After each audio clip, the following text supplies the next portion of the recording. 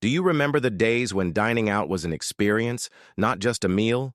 When restaurants weren't just places to eat, but magical spots filled with neon lights, jukeboxes, and unforgettable vibes? Well, buckle up, because we're about to take a bittersweet journey through the 1970s and revisit 10 legendary restaurants that captured our hearts, and then vanished forever. The 1970s weren't just about disco, bell-bottoms, and lava lamps. It was also a golden era for unique dining experiences. Restaurants back then weren't part of some massive chain or generic food courts. They had charm, character, and in many cases a theme that transported you to another world.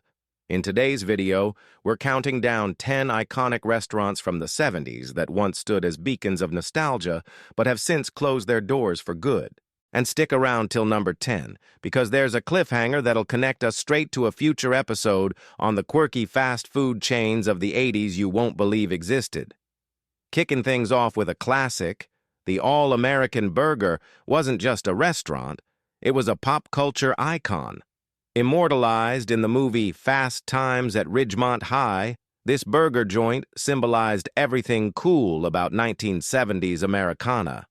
Red vinyl booths, greasy yet delicious burgers, and that unforgettable neon signage. But despite its fame, the All-American Burger couldn't survive the corporate fast food boom of the late 80s. With McDonald's and Burger King rapidly expanding, smaller chains struggled to keep up with marketing budgets and franchising models. The nostalgia remains, but the sizzling sound of patties on the grill has been silenced forever.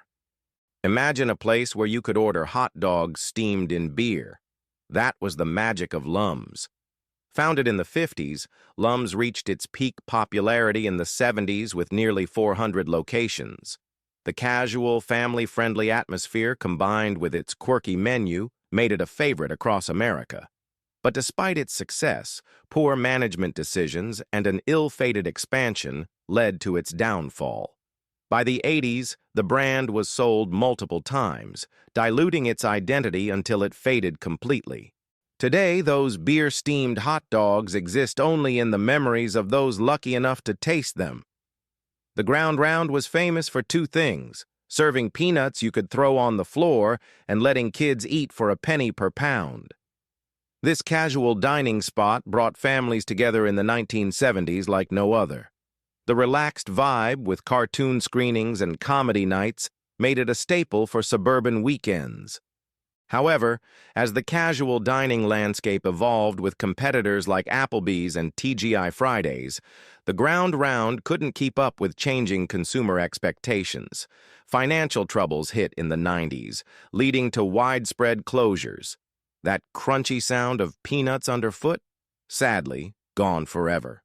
If you grew up in the 70s, you'll remember Farrell's as the ultimate birthday destination.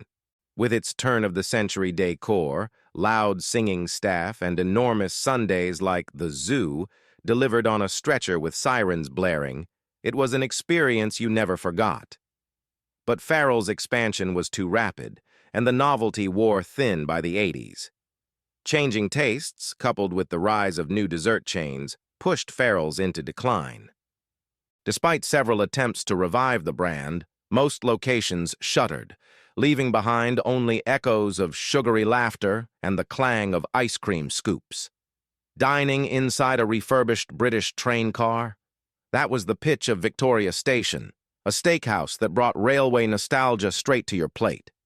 In the 1970s, it was a sensation, combining prime rib with an unforgettable ambiance.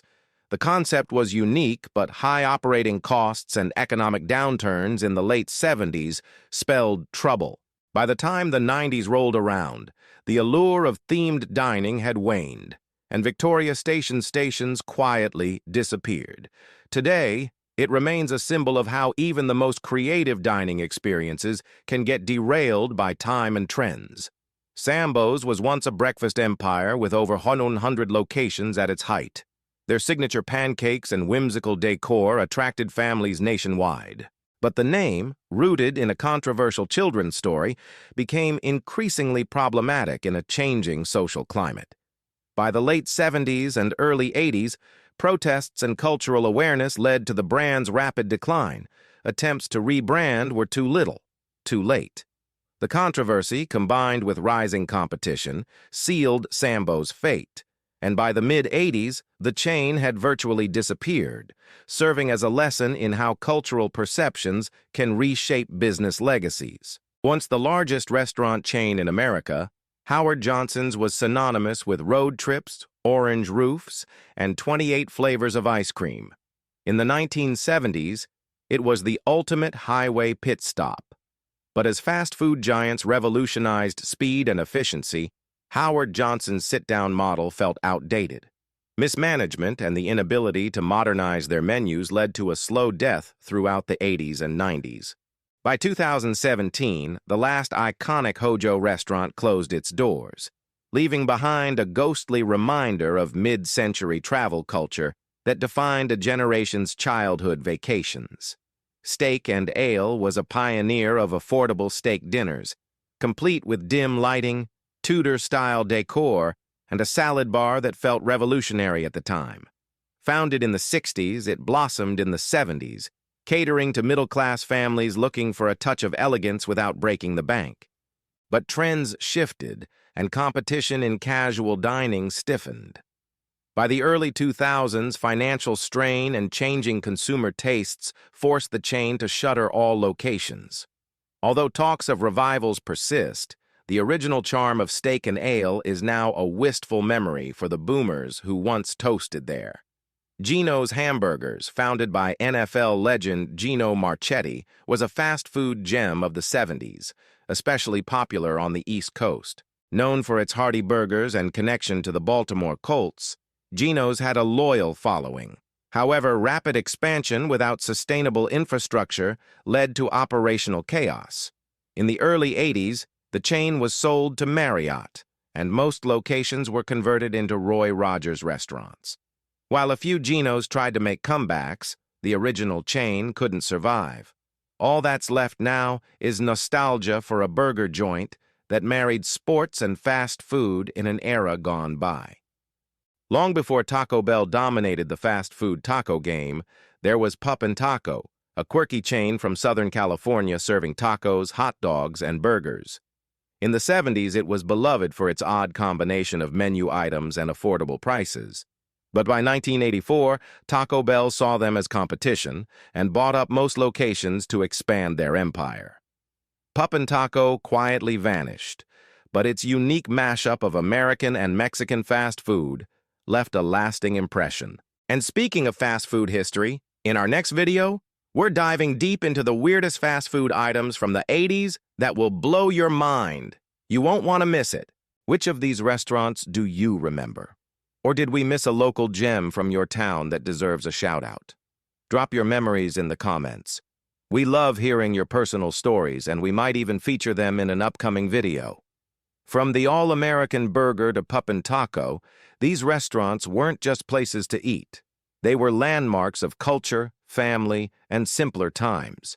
Which one of these would you bring back if you could? Let us know in the comments.